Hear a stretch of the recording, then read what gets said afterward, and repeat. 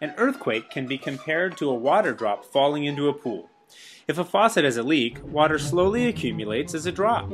Over time, the leak continues and the drop grows in size. As it does, the drop's potential energy also increases. In this case, the drop's potential energy is primarily dependent on the mass of the water and its height. Eventually, the drop becomes too large to be suspended, and it falls and strikes the surface of the pool below. Energy is transferred to the water in the pool and travels outward in all directions. Right!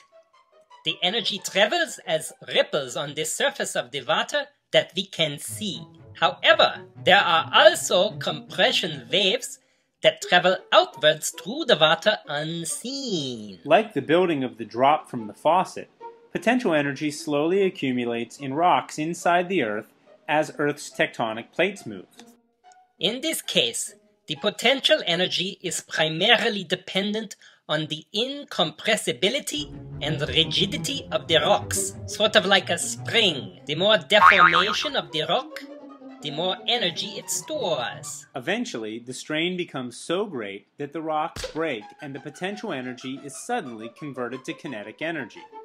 We call this sudden release of energy stored elastically in rocks an earthquake.